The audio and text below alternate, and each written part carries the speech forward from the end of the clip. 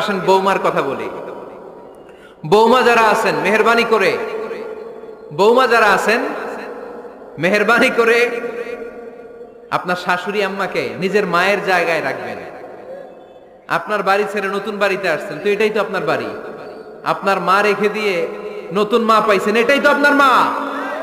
তো ওনাকে মায়ের জায়গায় বসাতে আপনার সমস্যাটা কোথায়? বৌমারা খেয়াল রাখবেন, আপনি আপনার শাশুড়ির সাথে যে আচরণটা করতেছেন, আপনার শেষ বয়সে আপনার ছেলের বিয়ে দেওয়ার পরে যে বৌমাটা আসবে ওই আচরণই আপনাকে ফিরিয়ে দিবে। The nature has its own return. প্রকৃতির একটা মাইর আছে, এটা শেষ মাইর, এটা শেষ খেলা। প্রকৃতির খেলা বড় খেলা। আপনি আপনার শাশুড়ির সাথে যে আচরণ করবেন, আপনার শেষ বয়সে আপনি একদিন শাশুড়ি হবেন, এটা মাথায় রাখবেন। ওই আচরণই আপনি ফিরে পাবেন। আওয়াজ করে বলতে হবে, ঠিক কিনা? এজন্য 9 নাম্বার পয়েন্টস হচ্ছে মিউচুয়াল রেসপেক্ট। সবাই যেন সবাইকে ভালোবাসি। দোষ ছাড়া মানুষ নাই, সবার দোষ আছে। আমরা যেন একে অন্যের দোষ না খুঁজি। বৌমারা, আপনাদের কেন যদি আমার মাইকের আওয়াজ যায়, অল্প কিছু টেকনিক অবলম্বন করলে আপনি আপনার শাশুড়ির মন জয় করতে পারবেন। শাশুড়িরা আসলে বেশি কিছু চায় না, আগের জামানার মানুষ তো, এদেরকে ওইভাবে হাত করতে হবে। মাঝে মাঝে একটু শাশুড়ির মাথায় তেল দিয়ে দেন, চুলে তেল দিয়ে দিবেন আর কি, মাঝে মাঝে চুল আশ্রয় দিবেন, এগুলো কিন্তু খুব পছন্দ করে শাশুড়িরা। ওনার প্রেশারটা একটু মেপে দিবেন, ডায়াবেটিক্সের ওষুধটা খাইলো কিনা সময় মতো খোঁজ নিবেন, কি পছন্দ করে খেতে একটু রান্না করে দিবেন।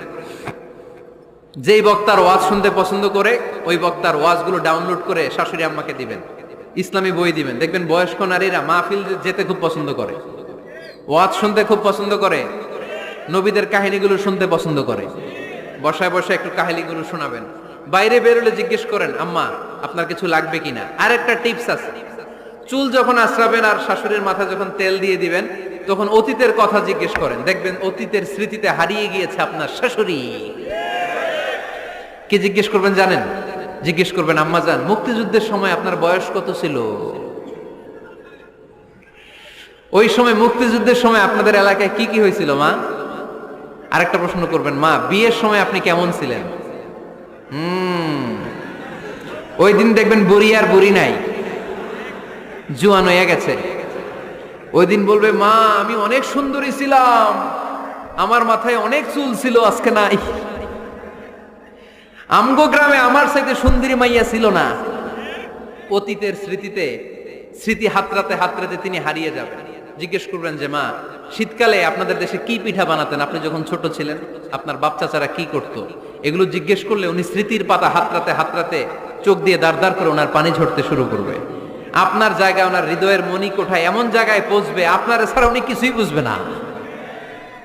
বৌমারা, এই অল্প কিছু টিপস অবলম্বন করে আপনারা আপনাদের শাশুড়ির মনকে জয় করতে পারেন।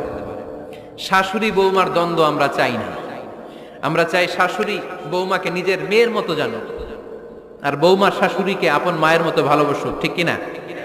এই মিউচুয়াল রেসপেক্টই পারে শাশুড়ি বৌমার দ্বন্দ্বকে দূর করতে আর ঘরটারে শান্তি টুকরা বানাতে। আওয়াজ করে বলেন, ঠিক কিনা?